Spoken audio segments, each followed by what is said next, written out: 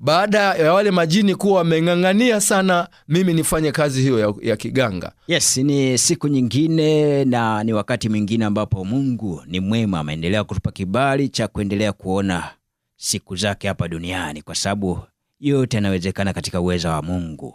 Binafsi naitwa Dennis Matayo, na siku ya leo ikiwa ni siku iliyo njema kabisa machoni pa Bwana, ninaye mtumishi wa Mungu hapa. Atajitambulisha anaitwa nani, ametokea wapi, lakini zaidi ya yote atatuambia kwa nini ameamua kufika katika studio hizi ili aweze kutuletea kila ambacho amekiona kama moja ya ushuhuda, ili aweze kuwashuhudia watu tofauti tofauti na watu waweze kujua nini ambavyo Yesu Kristo anafanya kazi katika wale ambao pengine amewakusudia kumtumikia. Na nisile muda nikwambie kwamba kama una ushuhuda unaweza kanitafuta kupitia namba yangu ambayo ni 0689114544, na zaidi hapo tutapeana maelekezo namna ambavyo tutaweza kufanya kipindi huko ndani. Sasa kwa sababu nimekwambia kuna mtumishi wa Mungu hapa, uende unatamani kusikia ni nani, ametokea wapi. Sasa na mimi nimpe nafasi hapa. Mtumishi. Naam. Bwana asifiwe. Amen. Mtumishi, habari za kazi? Mungu ni mwema. Ndio.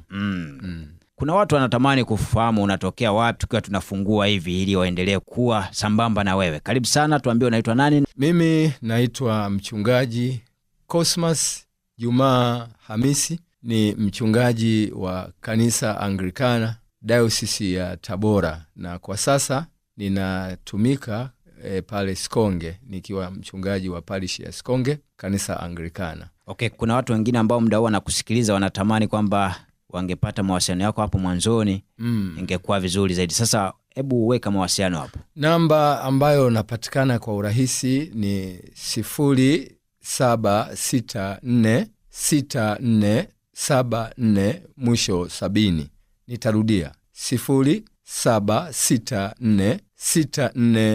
0764647470. Unaponipigia kwa namba hiyo, maana utanipata moja kwa moja mimi mwenyewe, mchungaji Cosmas Juma Hamisi, mchungaji wa kanisa Anglikana pale Sikonge Diocese ya Tabora. Ninafanya kazi chini ya Askofu Daktari Elias Mazi Chakupewa, ndio askofu wa Diocese ya Tabora kanisa Anglikana. Okay, sawa. Sasa bila shaka kama ambavyo unafahamu, huu ni wasaa wa kipindi cha ushuhuda, na tayari kwa sababu umeshatuambia unatokea wapi, unaitwa nani, na mawasiliano umetaja kwa wale ambao pengine wanatamani kuendelea kutafuta, lakini kwa muda huu basi wakae kimya kidogo ili tuende kwenye kusikiliza ushuhuda, na baada ya hapo wataanza kutafuta kuambia pengine utaweza ukawapa ushauri na mambo mengine kama hayo. Sasa mimi nikukaribishe ili uanze kutupitisha moja kwa moja kwenye ushuhuda ambao umetuletea studioni. Karibu sana. Asante. Basi kwa sababu ninatoa ushuhuda na ushuhuda wangu utalenga juu ya maisha yangu, ni vema tukamwalika Mungu kwanza katika kipindi hiki. Na tuombe. Baba, katika jina la Yesu Kristo, wewe Mungu uliye na uweza, uliye na nguvu, muweza wa mambo yote, Bwana, ninakushukuru na kukutukuza mtumishi wako, kwa kuwa wewe Bwana umeniwezesha kufika katika studio hizi za uhai. Baba, katika jina la Yesu ninanyenyekea mbele za uso wako, Mfalme, Mungu wa ajabu, Mungu wa amani, Mungu wa wote wenye mwili. Ninatamani Bwana ukanitie nguvu, ukaniwezeshe. Lakini katika ushuhuda huu ambao nakwenda kushuhudia maelfu ya watu, Baba, ukapate kuwaponya. Kupitia ushuhuda huu watu wakapate kubadilika na kuguswa maisha yao. Ninakutukuza Mungu Mfalme, Mungu muweza wa yote.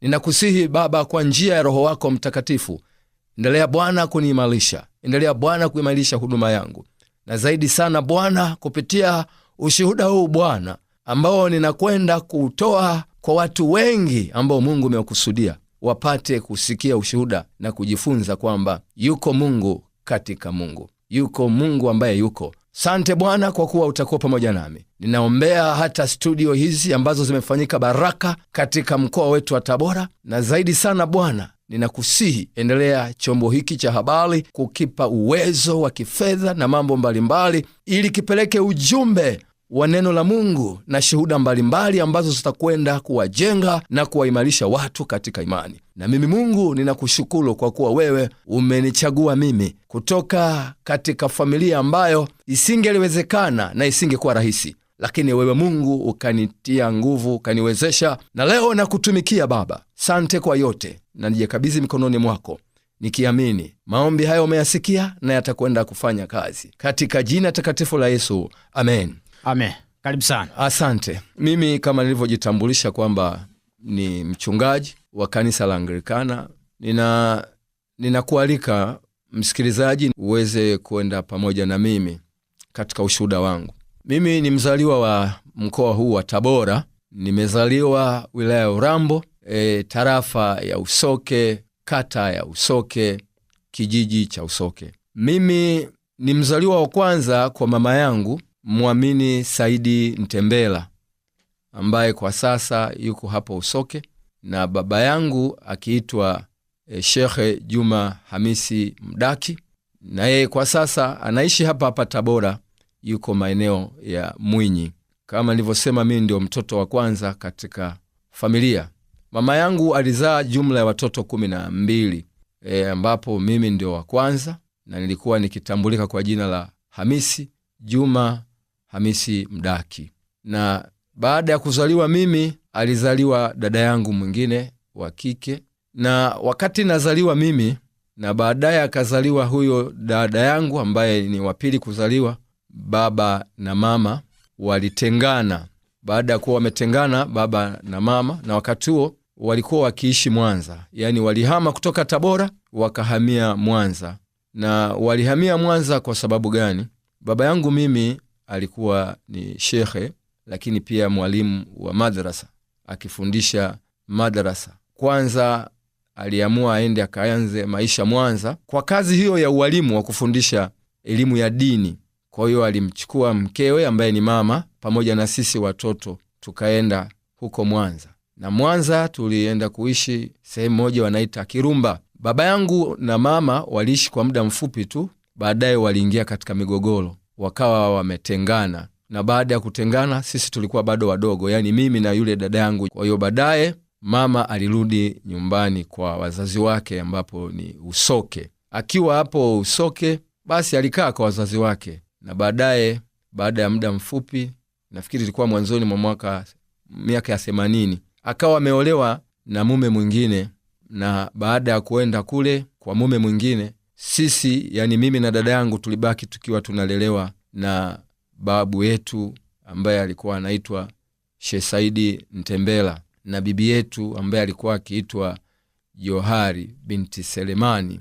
Na kwa sababu nimezaliwa katika imani hiyo, yani baba na mama wote walikuwa imani hiyo, kwa hiyo baada ya kuendelea kukua, nikiwa nalelewa sasa na babu pamoja na bibi, babu yangu alinipeleka madrasa pale Usoke nikiwa bado mdogo. Wakati huo sasa tayari nimefikia umri wa kuanza shule ya msingi.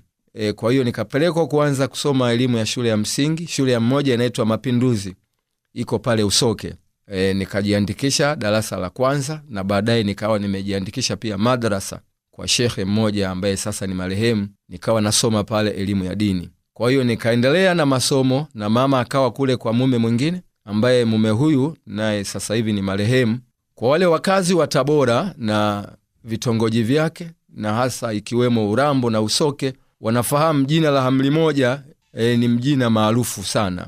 Wanasema pale stendi kwa Hamli Moja. Kwa hiyo Hamli Moja alikuwa baba yangu wa kambo, manake ameoa mama. Kwa hiyo basi walizaliwa wadogo zangu wengine kwa baba mwingine, ambapo sasa ndipo tukafanya idadi kufikia watoto 12. Kwa hiyo kule mama alikwenda kuzaa watoto wengine 10. Kwa hiyo mimi niliendelea na elimu ya msingi, lakini nikiendelea wakati huo na elimu ya madrasa, yani manake kwamba nikisoma elimu ya dini. Kumeendelea na mambo hayo na mafundisho hayo na masomo hayo mpaka mwaka 1991 nilipomaliza elimu ya msingi shule hiyo ya msingi Mapinduzi. Baada ya kumaliza elimu ya msingi, wakati huo kumbuka kama nilivyosema kwamba nilikuwa nikisoma elimu pia ya dini, na mpaka namaliza elimu ya msingi nilifikia kiwango fulani katika elimu pia ya dini, na nikawa mimi ni miongoni mwa wale ambao tunaweza tukasema kwa lugha ya kigeni kwamba ni khazakha al-madrasat al-janat wa al-islamia sakhira.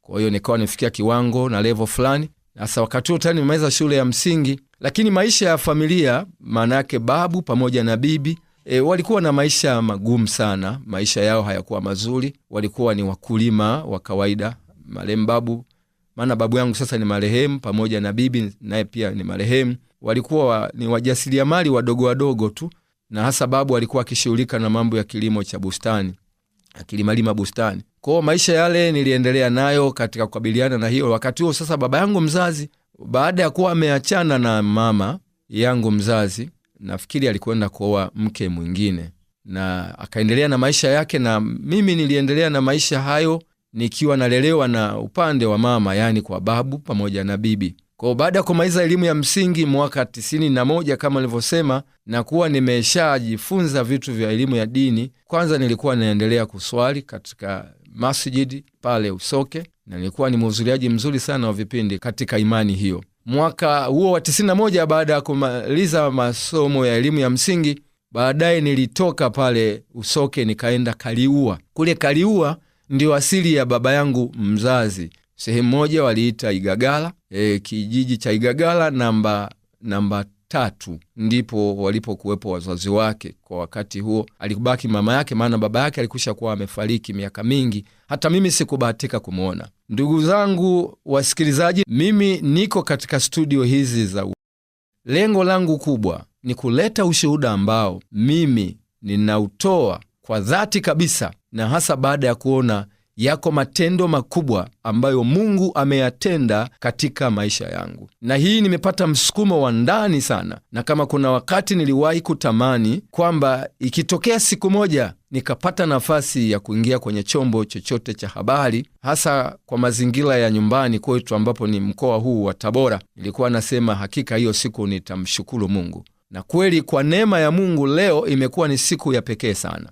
Ninautoa ushuhuda huu, lengo langu mimi ni kwamba wewe msikilizaji uweze kujua na uweze kufahamu kwamba hakika yuko Mungu, kama ambavyo nimemdhihirisha katika maombi yangu wakati naanza kipindi hiki, kwamba hakika yuko Mungu. Mazingira na maisha ambayo niliyapitia hakika yalikuwa mazingira magumu sana. Mambo mengi yaliyojitokeza ilinifanya niishi nikimkosea Mungu, lakini kama unavyosoma maandiko matakatifu katika Biblia, unaona katika Yeremia 33:3 neno la Mungu linasema, niite nami nitakuitikia na kukuonyesha mambo makubwa magumu tena usiyoyajua au usiyoyaweza. Hakika ukimwita Mungu wakati wa shida, ukamwita Mungu wakati unaostahili na kwa kusudi lake, Mungu anaenda kuyatenda mambo makubwa.